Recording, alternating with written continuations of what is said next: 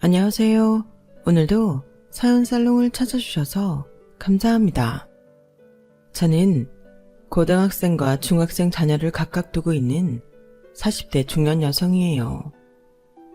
이 나이까지 누구랑 크게 싸워본 적도 없고 손가락질 받을 만한 일 한 번 하지 않고 그야말로 지극히 평범하게 살아왔는데 얼마 전 제 인생의 가장 큰 격변을 겪고 제2의 삶을 마주하고 있는 여자랍니다.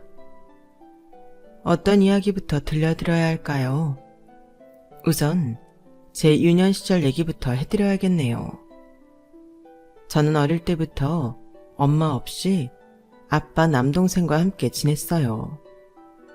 엄마는 돌아가신 건 아니고 가출을 하셨다고 해요. 엄마의 얼굴이 기억나지 않으니 꽤 어릴 때 집을 나가셨던 거겠죠.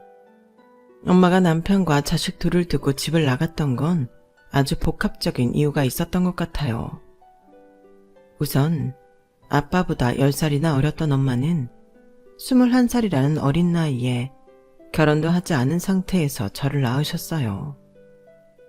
그 당시 분위기로 봤을 때 사람들의 손가락질을 많이 받았겠죠. 외할머니조차 엄마를 창피하다며 내놓은 자식 취급했다고 하더군요. 이제 갓 20대가 된 어린 소녀가 가족들과도 절연하고 나이 많은 남자와 밤새 울어대는 아이 앞에서 뭘 어떻게 해야 하는지 아무것도 몰랐을 거예요. 하지만 가혹한 일이 소녀에게 또 일어났어요. 첫째 딸을 낳고 몸도 제대로 다 풀지 못한 상태에서 둘째를 임신하고 말았던 거죠. 어쩔 수 없이 또 출산을 했고 이번에는 남자아이를 얻었어요. 하지만 둘째는 태어날 때부터 다리가 이상했어요. 발목이 돌아가 있었고 장애를 갖고 태어난 거죠. 나이 많은 남편은 소녀에게 뭐라고 말을 하지는 않았지만 그녀는 자기가 장애아를 낳았다는 현실에 아주 큰 충격을 받은 듯 했어요. 결국은 이 모든 상황을 받아들이지 못하고 어두운 밤 작은 집만 챙겨 그 집을 나오고 말았던 거예요. 아빠는 당장 자기 앞에 놓인 핏덩이 두 자식과 살아갈 날들이 막막했겠죠. 주변에 딱히 도움을 청할 만한 것도 없었고요. 우리 사정을 딱히 여긴 같은 동네 아주머니가 도와주셔서 아빠는 겨우 시간을 내어 공사판에 가서 막노동이라도 할 수 있었어요. 제가 어릴 적 기억이 있은 후부터 아빠는 농사를 짓기 시작하셨어요. 아빠 땅은 아니었지만 꽤 성실하게 농사일을 하셨던 걸로 기억해요. 그렇게 부족하지만 따뜻한 아빠의 볼살핌 아래 저희 남매는 물먹은 콩나물처럼 무럭무럭 자랐죠. 아무래도 다른 친구들과 집안 사정이 다르다는 것을 일찍 눈치챈 저와 남동생은 슬프게도 철이 일찍 들어 모난 행동은 한 번도 하지 않았어요.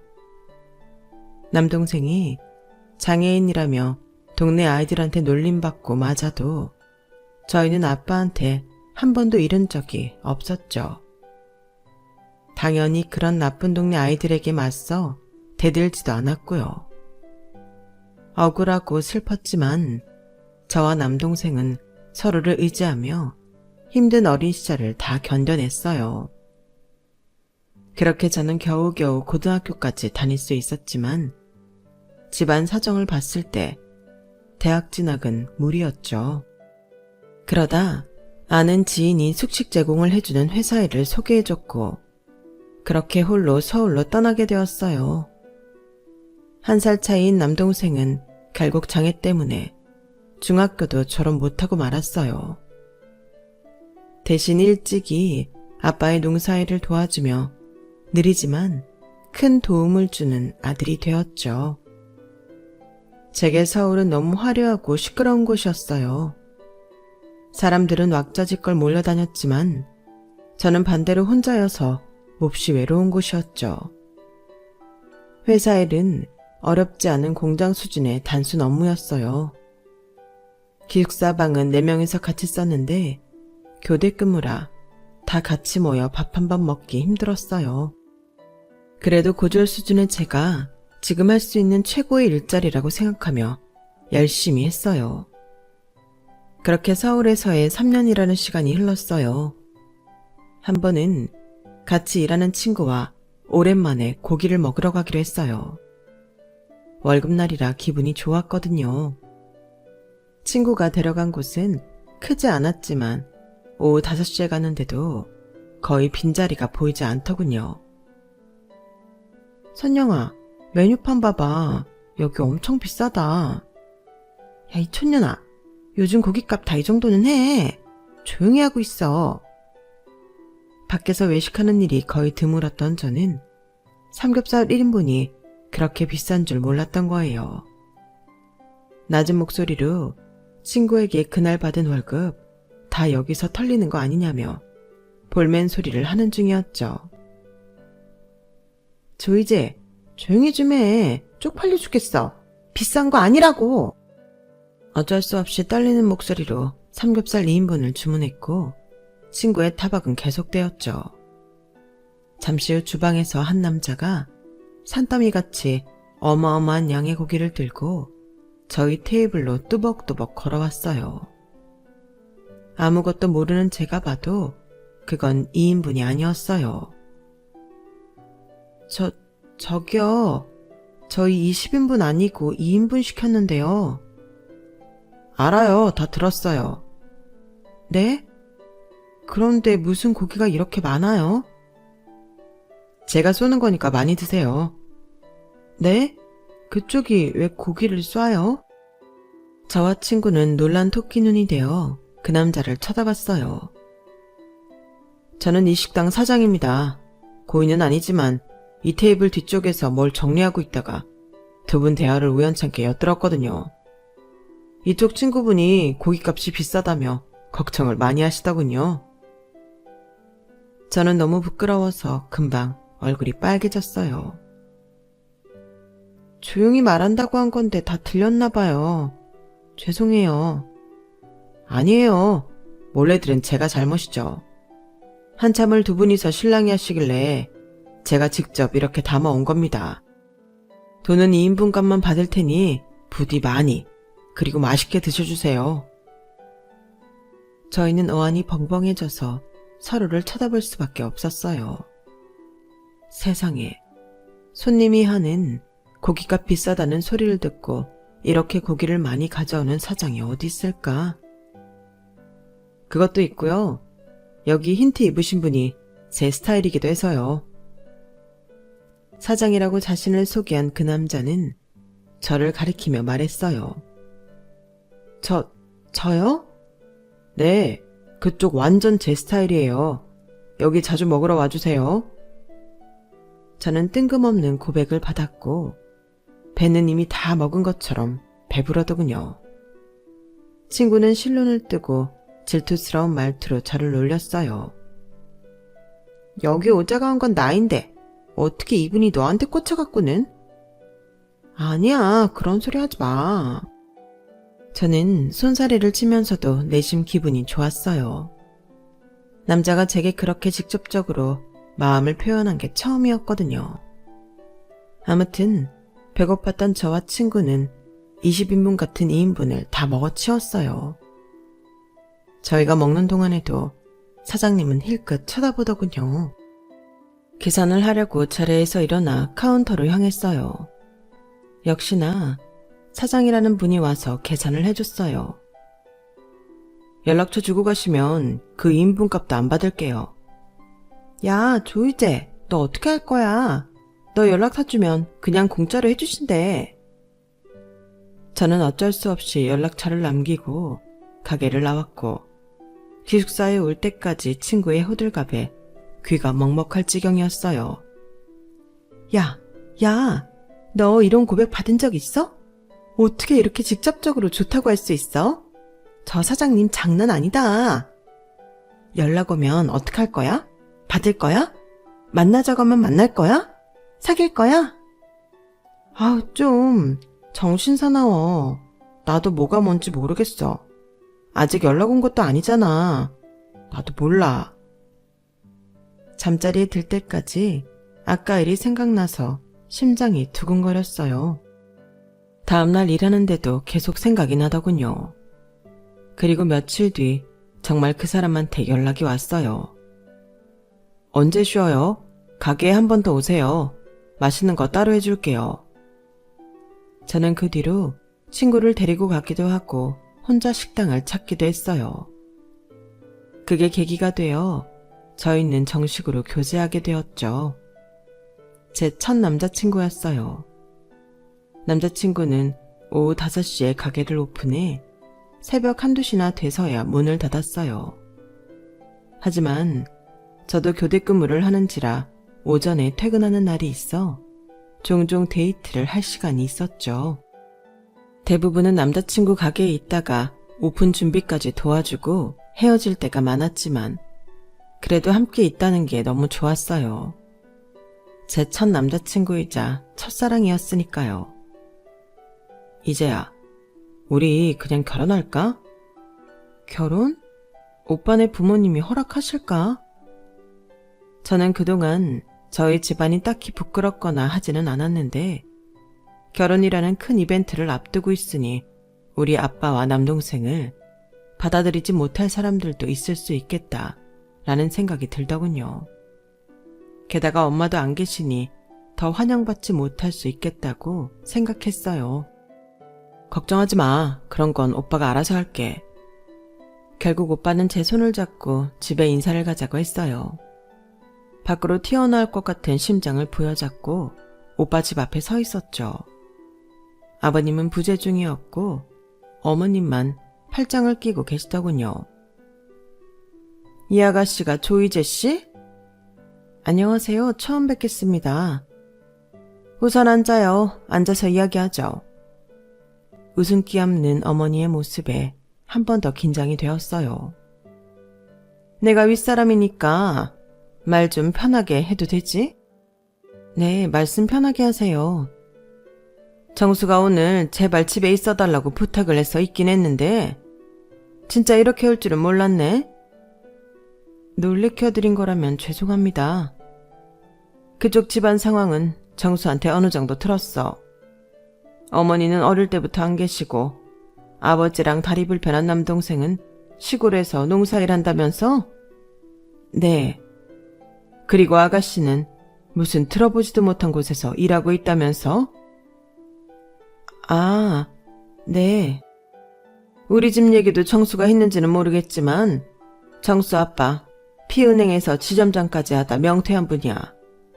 알다시피 정수는 지금 유명한 식당 운영하는 사업가고 우리도 뭐 엄청 잘났다고 하긴 뭐하지만 그래도 아가씨가 좀 양심 없는 것 같지 않아?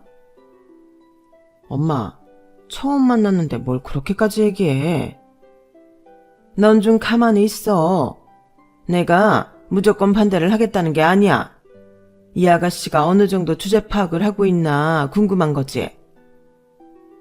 제가 부족하다는 것 알고 있습니다. 그래? 좀 많이 부족한 것도 알고 있지? 네. 그래서 사실 오빠랑 결혼 얘기 오갈 때부터 부모님 눈에 제가 차지 않을 것 같아서 저도 걱정 많이 했고요. 하지만 제가 부족한 만큼 더 잘하겠습니다. 정말 잘하겠습니다. 어머님과 오빠는 다소 놀란 듯한 눈치였어요. 제가 워낙 저자세로 나오기도 했었고 진심 어린 눈빛으로 얘기했으니까요. 엄마, 나 이제 진짜 좋아해. 얘 엄청 착하고 나한테도 잘해. 얘랑 결혼할래. 이제 그만 얘기해. 아들내미 하나 있는 게 벌써부터 지 여자 편이나 들고. 엄청난 환영과 축복 속에서는 아니지만 저희는 그렇게 결혼을 하게 되었어요. 신혼집은 늦게 퇴근하는 남편을 위해 식당에서 멀지 않은 곳으로 구했어요. 결혼 후 남편은 제가 다니던 곳을 그만두고 식당을 같이 도왔으면 좋겠다고 하였고 저 역시 그게 좋을 것 같아 24시간을 거의 붙어있게 되었어요. 신혼이라 하루 종일 붙어있어도 둘이 싱글벙글이었죠. 그러다 얼마 후 바로 아이를 갖게 되었어요. 가슴이 벅찼어요. 내가 엄마가 되다니. 그동안 한 번도 떠올린 적 없는 친엄마가 생각이 나더군요. 참 씁쓸했어요. 하지만 임신의 감동을 누릴 새도 없이 극심한 입덧이 시작되었어요.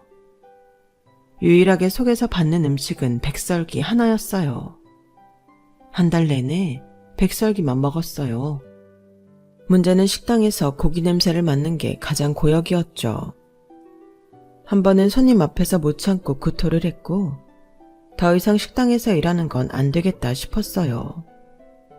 남편과 상의해서 아이를 낳고 안정될 때까지 집에서 있기로 했어요.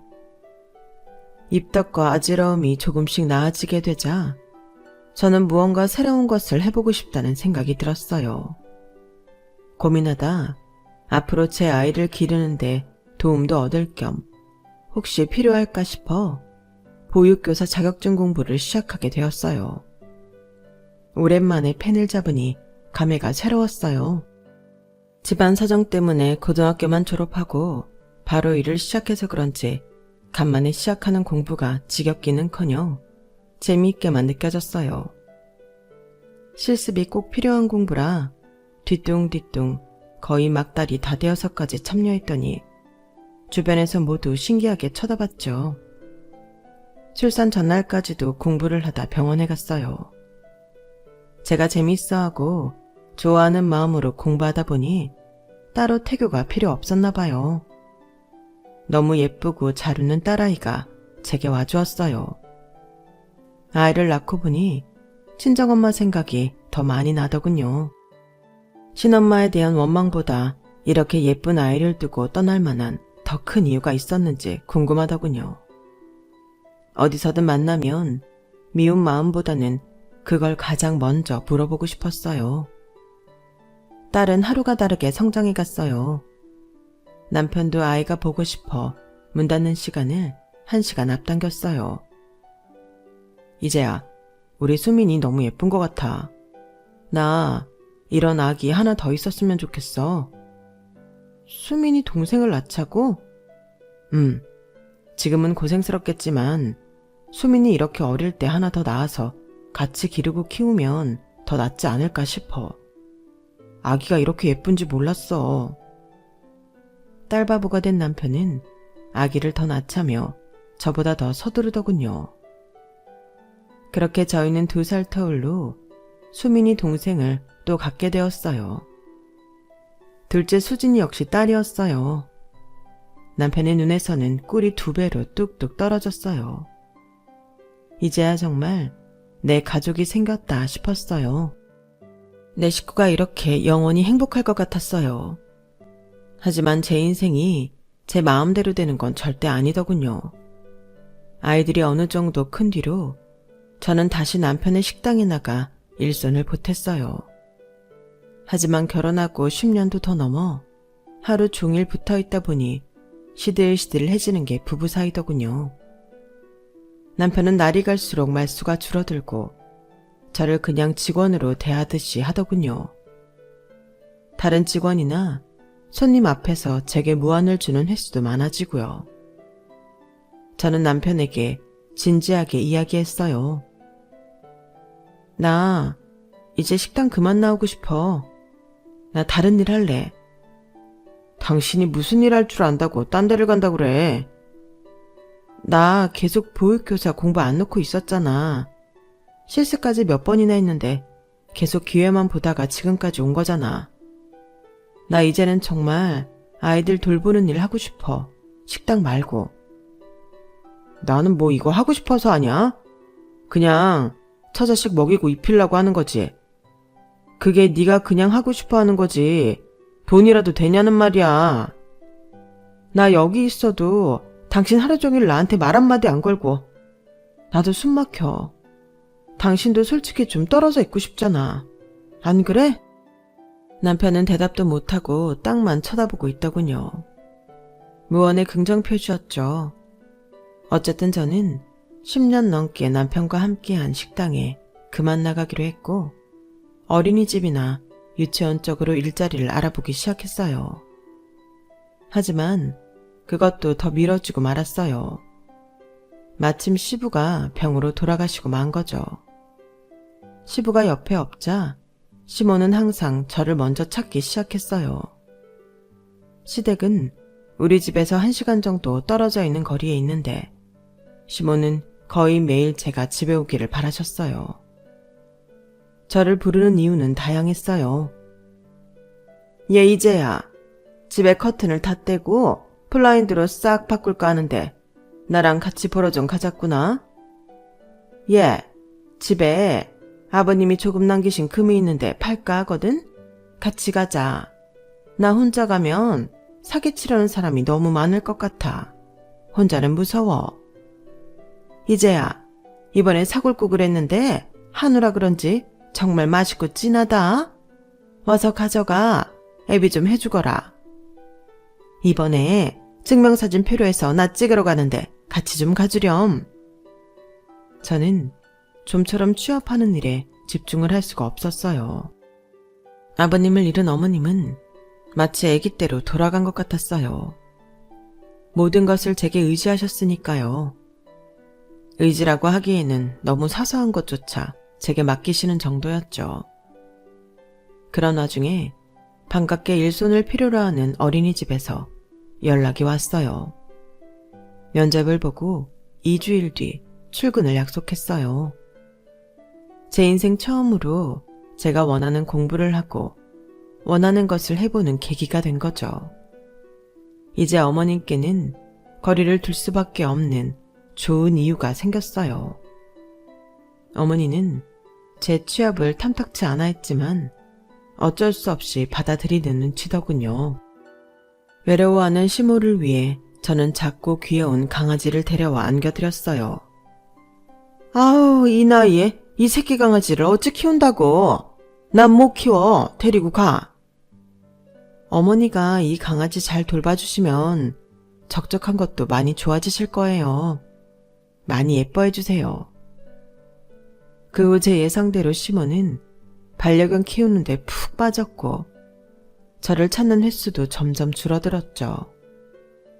저는 가벼운 마음으로 어린이집에 출근을 시작했어요. 아무것도 모르는 아이들이 소리를 지르고 다녀도 밥 먹다가 이것저것 흘려도 배변 실수를 해도 다 너무너무 귀여웠어요. 저도 제가 이렇게 아이를 좋아하는 사람인 줄 여태껏 모르고 살았던 거예요.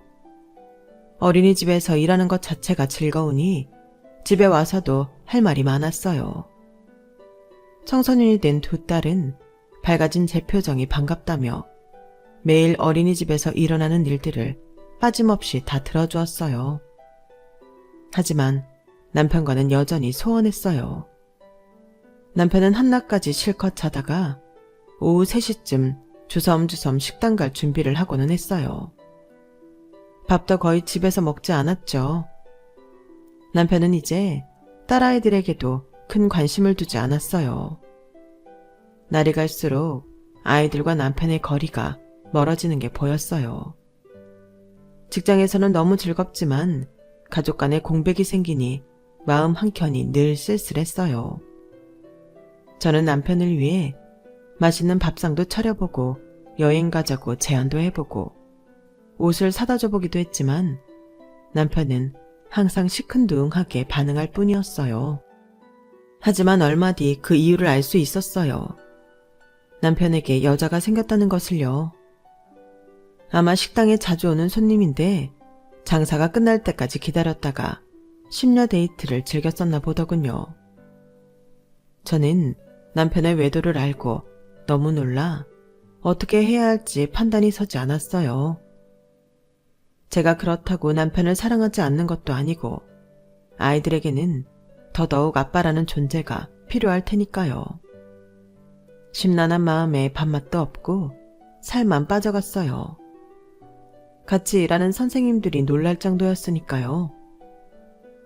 선생님, 어디 아프신 거 아니에요? 매일 아침마다 살이 빠진 게 눈으로 보일 정도예요. 무슨 일 있으세요? 아니에요. 요즘 밥맛이 조금 없어서. 걱정해주셔서 감사합니다. 저는 이렇게 힘든 일이 있을 때 항상 연락해 목소리를 듣고 싶은 사람이 있었어요. 바로 제 남동생이었죠. 그날도 어린이집에 들어가기 전 괜시리 남동생이 생각나 전화를 걸었어요.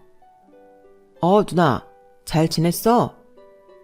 그냥 뭐, 현중이 넌 잘 지냈어? 아빠도 잘 계시고? 우리 항상 농사일하느라 바쁘지. 누나, 근데 목소리가 별로 안 좋은데? 괜찮아, 목이 좀 잠겨서 그래. 어린이집 다니고 내가 너무 집에 못 갔었네. 미안해. 뭘 미안해. 누나, 거기서 일하는 거 그렇게 재밌다며. 누나가 좋고 잘 지내면 된 거지. 우리도 잘 지내니까. 어린이집은 정말 너무 좋아. 수민이, 수진이도 잘 크고. 그렇게 천사 같은 딸들이 없어. 사춘기일 텐데도 항상 나 먼저 챙기고 둘이 우애도 그렇게 좋아. 다행이다. 누나한테 그렇게 좋은 딸들이 있어서. 너 다리는 괜찮아? 뭐 늘 똑같지.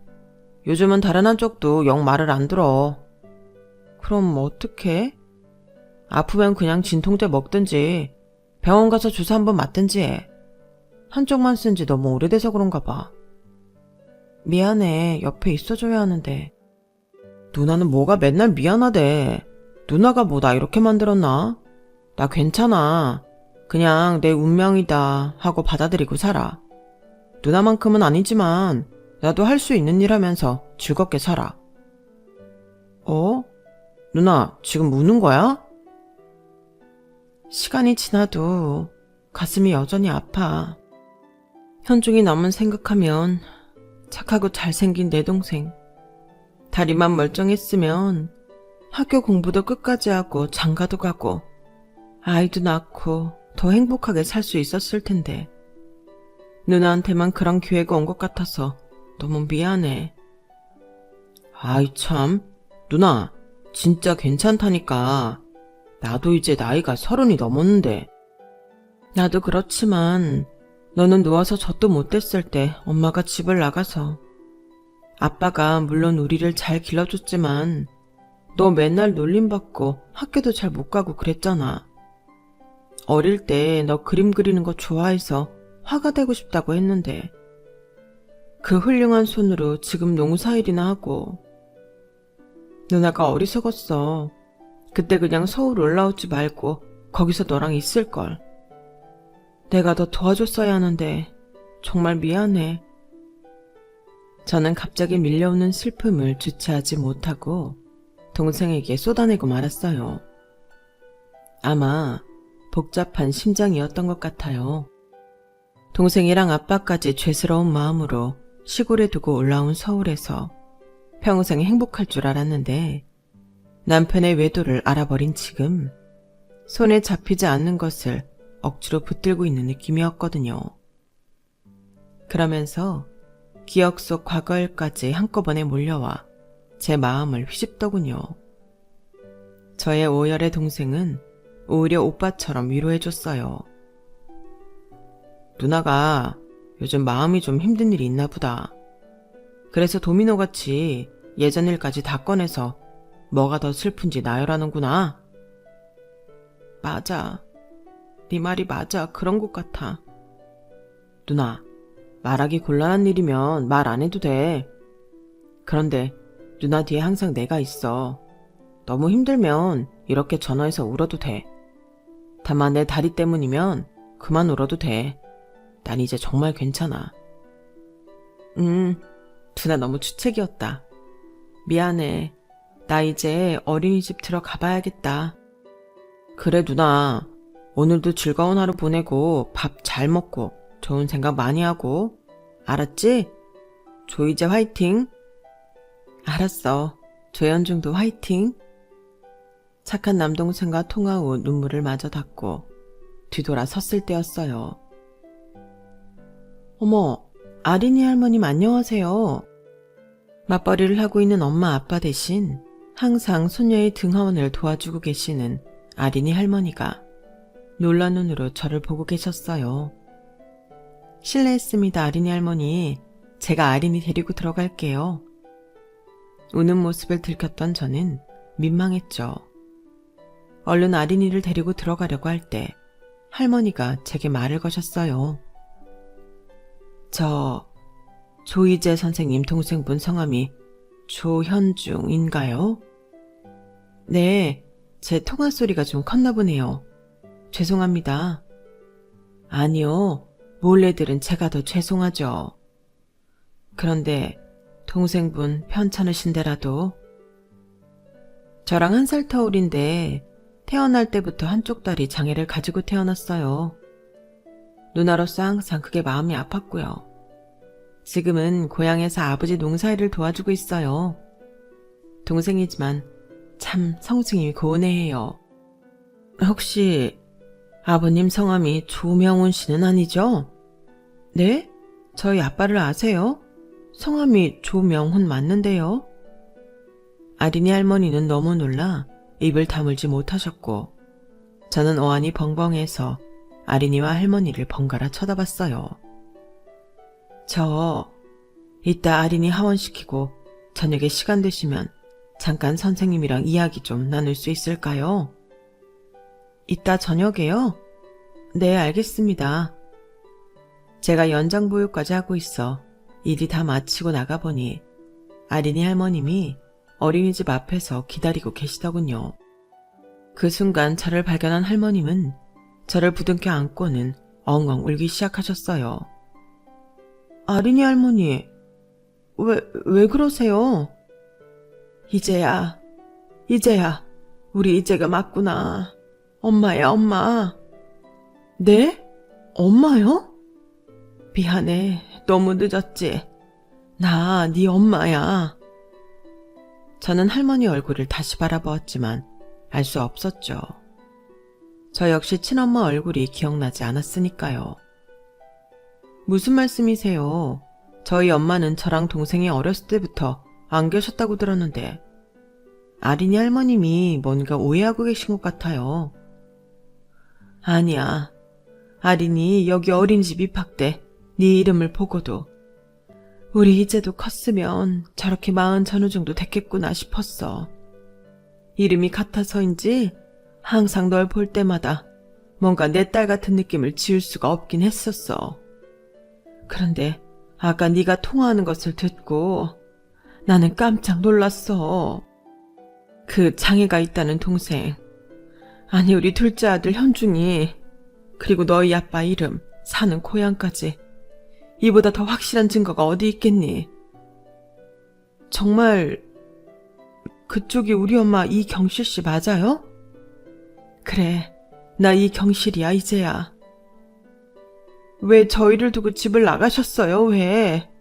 저희가 얼마나 힘들었는데. 미안해.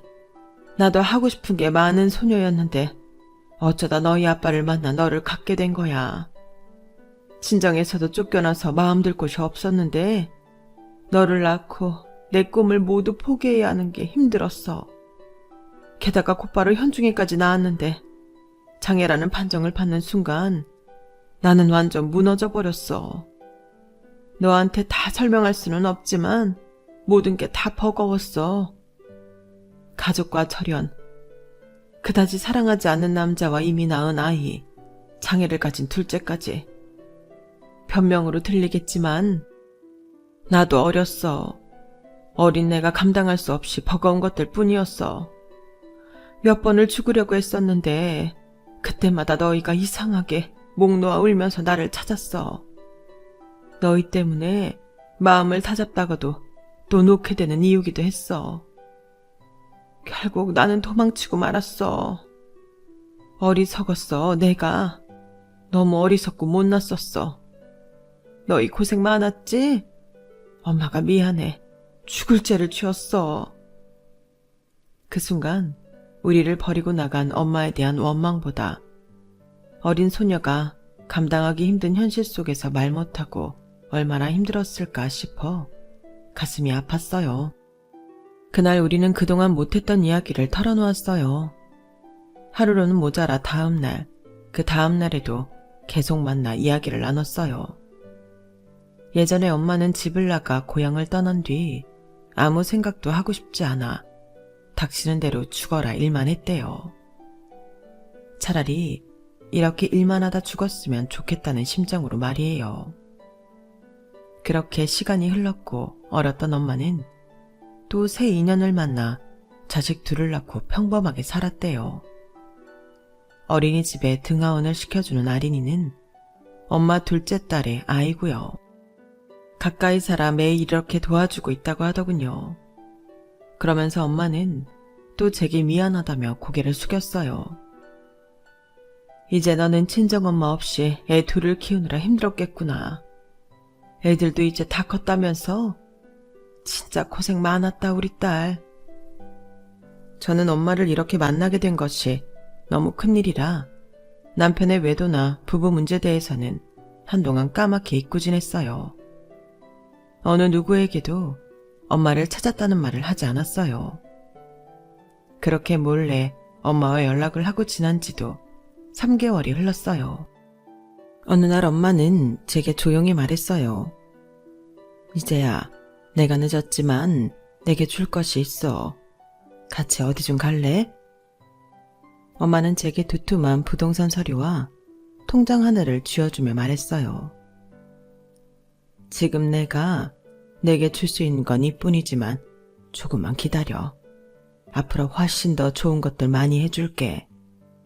우선 이거라도 받아둬. 이게 뭐예요? 엄마는 지금 남편분과 결혼할 때 저를 포함한 모든 과거를 이야기했다고 해요. 다행히 성품이 좋아 엄마를 잘 보듬어주고 살펴주는 분이었던 거죠. 집도 꽤 유복한 편이었는데 엄마는 나중에 많이 벌어서 저희 남매에게 주고 싶다며 작은 아파트 살 돈을 부탁드렸대요. 아저씨는 흔쾌히 그러겠노라 했고 그 돈으로 작은 집을 산 엄마는 끊임없이 부동산 상황을 주시하며 사고 팔고를 했던 거죠. 그래서 지금 제 손에 40평이 넘는 역세권 아파트 소유권을 쥐어줬던 것이고요. 저는 너무 놀랐어요. 엄마, 아무리 그래도 제가 이걸 어떻게 받아요? 제가 뭘 한 게 있다고. 뭘 한 게 있어서 받는 게 아니야. 내가 주고 싶어서 그런 거지. 비록 이 아파트를 마련하기까지 첫 자금은 지금 남편이 대줬지만 이렇게 3배 넘게 불린 건 내가 한 거야. 난 그 사람한테 고마운 만큼 또 잘하고 있어. 그리고 이 통장의 돈은 너희 아빠랑 현중이한테 갖다 줘. 이건 또 무슨 돈이에요? 이건 내가 그 집 떠나고부터 일해서 모은 돈을 조금 더 불린 거야. 한 푼도 안 쓰고 너희 생각만 하면서 무조건 저금했거든. 언젠가는 줄 날이 오겠지 하면서. 같은 계좌번호로 낡은 통장 6개를 내민 엄마는 또 눈물을 훔쳤어요. 첫 번째 통장에 찍힌 금액은 제가 5살 무렵 때더군요. 그때부터 정말 차곡차곡 모았어. 다행히 중간에 돈이 더 생기면 더 넣고 이걸로 지난 내 잘못을 다 용서받을 수는 없겠지만 앞으로 더 갚으면서 살게. 지금 이거라도 전해주렴. 빼곡히 정리된 통장에 2억 8,660만 원의 액수를 보는 순간 저 역시 참았던 눈물을 왈칵 쏟고 말았어요. 우리를 떠났지만 항상 우리를 생각하고 괴로웠을 어린 엄마가 떠올라 눈물이 멈추지 않았어요. 엄마는 그날 헤어지며 앞으로 더 좋은 일이 많을 것이라며 그동안 못해준 거 다 해주고 싶다고 입이 닳도록 말을 했어요. 저는 갑자기 생긴 제 명의의 40평대 아파트 서류와 2억이 넘는 통장을 들고 집에 돌아왔어요. 이 모든 것이 너무 현실감이 없는 것 같았어요. 그날도 그 여자와 데이트를 즐기고 왔는지 새벽 4시가 되어서야 남편이 들어오더군요. 그 이후로도 남편은 귀가 시간이 계속해서 늦어졌고 저와는 하루에 거의 한마디도 하지 않았어요. 이제는 저와의 결혼 생활에 일말의 기대도 없는 사람처럼 굴었어요. 차갑게 변한 남편을 보며 저도 이 부부 사이를 정리하는 게 맞다고 판단했어요. 한때 우리는 뜨거웠고 좋았지만 그냥 지금은 식어버린 장작이 되어버렸으니까요. 저도 남편을 포기하기로 마음먹고 며칠 뒤 명절이 다가왔어요. 저는 우리가 부부의 인연으로 갖는 마지막 명절이 되겠다 싶어 다른 때보다 훨씬 적극적으로 챙기기 시작했죠. 게다가 마침 어머님이 고관절에 문제가 생겨 거의 거동이 안 되는 상황이어서 제가 할 일이 더 많아지기도 했었고요. 어머님은 아버님 제사에 특히 공들여야 한다고 말하면서도 일을 할 수 없으니 오로지 전부 제 몫이 되고 말았어요. 하지만 저는 열심히 했어요. 이번이 시댁과 함께하는 마지막 명절일 테니까요. 속도 모르고 어머님과 남편은 제게 더 밉게 하더군요. 얘, 화장실 청소 이거 다 한 거냐? 네, 어머님. 락스하고 제대로 안 헹궜어? 왜 이렇게 락스 냄새가 심해? 락스로 하긴 했는데 꼼꼼하게 3번씩이나 물 뿌리고 했어요. 아무래도 락스라 냄새가 쉽게 안 빠지나 봐요. 뭘 3번이나 했다 그래? 냄새 보니까 한 번도 제대로 물로 안 했구만. 너 강아지 화장실 와서 배변하는 거 알지? 왔다가 락스라도 잘못 핥아서 죽으면 어쩌려고? 이렇게 온통 락스 냄새 칠겁을 해놔. 아니, 아까는 어머님이 락스로 깨끗하게 해놓으라고 하셨잖아요. 그래서 이렇게 한 건데. 깨끗하게 하라고 했지. 락스 냄새 이렇게 풀풀 풍기라고는 안 했다. 저 강아지 네가 갖다 줬다고? 네 마음대로 하고 싶다는 뜻이야? 아니에요. 무슨 말씀을 그렇게 하세요. 전 추워도 그런 생각한 적 없어요. 갑자기 노망난 노인네처럼 시모가 제게 못되게 구는데도 남편은 그냥 한번 힐끗 보고만 말고 아무 제지도 하지 않더군요. 결국 저는 다 참아가며 화장실을 다시 청소했어요. 여보, 이제 아빠랑 현중이한테 가자. 꼭 가야 돼? 뭐? 약속했잖아. 이번 명절은 내려가기로. 매번도 아니고 2년에 한 번씩 가는 건데 내려가야지. 가봤자 뭐 그 농사 지었다면서 맛대가리도 없는 풀떼기만 주겠지. 뭐라고? 무슨 말을 그렇게 해? 아이고 내 팔자도 참. 내 친구 은유 알지? 걔네 장모님이 이번에 명절 때 해외여행 가라고 1,000만 원 하사하셨대. 우리 회사에 우리 부서 김 과장도 장인어른이 같이 골프 즐기자고 500만 원이 넘는 골프채 사주시고. 나는 뭐 돈 있는 장인 장모가 있기라나 해외여행을 갈 수가 있기라나 처남이라고 하나 있는 거 제대로 걷지도 못하는 장애인이라 술도 한 번 같이 못 먹고 2년에 한 번 가든 5년에 한 번 가든 맨날 그게 그거인데 당신이나 혼자 갔다 와. 나 좀 푹 쉴게. 저는 그제야 남편의 속마음을 다 알 수 있었어요. 우리 집안 사람들을 어떻게 생각하고 있는지를. 2박 3일 동안 시댁에 와서 음식하고 제사 지내고 청소 빨래한 것이 갑자기 분해지더군요. 마지막이라 최선을 다하려고 했던 건 어리석은 제 판단이었던 거죠. 저는 그동안 가슴에 쌓아온 울분을 어머님 앞에서 토해냈어요. 어머님, 이 사람 지금 딴 여자 있어요. 그 여자랑 살고 싶은 건지 저랑은 말 한마디 안 섞고 살아요. 그런데 지금 말하는 거 들으셨죠? 저희 아빠랑 남동생에 대해서 말하는 거. 남자가 바람피는 건 다 여자 때문이지? 네? 네가 잘했어 봐라. 남자가 왜 딴 데 눈을 돌리겠어? 저는 더 이상 정상적인 말이 안 통하는 이 모자와 1분도 같이 있고 싶지 않았어요. 다행히 옆방에서 듣고 있던 두 딸이 짐을 갖고 나오며 저를 낚아채듯이 데려갔어요. 멀어지는 저희 셋을 보며 시모는 뒤통수에 대고 소리치더군요. 저것 봐. 애들도 잘못 키워서 지혜미 감쌀 줄만 알고 애비는 아주 우습게 알지. 아주 잘하는 짓이다. 끝까지 시모와 남편은 미친 듯한 태도로 나오더군요. 시댁을 나와 두 딸과 카페에 들어갔어요. 엄마, 아빠랑 이혼해. 우리도 아빠 싫었어. 할머니도 싫었고. 오늘 보니까 더 확실히 알겠네. 둘이 헤어져도 우린 엄마랑 살 거야. 절대 아빠랑 저 집에는 안 가. 맞아. 사실 아빠 여자 있는 거 우리도 알고 있었어. 너무 티나게 그러고 다니잖아. 우리도 저런 아빠 필요 없어. 이 어린애들이 이렇게까지 마음을 쓰고 있었다는 사실에 제가 너무 미안해져 눈물을 보이고 말았어요. 언제 우리 딸들이 이렇게 컸지? 그 길로 우리 셋은 아빠와 남동생이 있는 시골로 향했어요. 가는 길에 딸들에게 먼저 친정엄마를 만나고 있었던 일들에 대해 이야기를 해주었어요. 엄마도 엄마가 있었을 텐데 우리가 한 번도 안 물어봐서 미안해. 다음번에 우리도 외할머니 만나게 해줘. 속 깊은 두 딸이 저를 또 울리더군요. 시골에 도착해서는 현중이에게 모든 것을 털어놓았어요.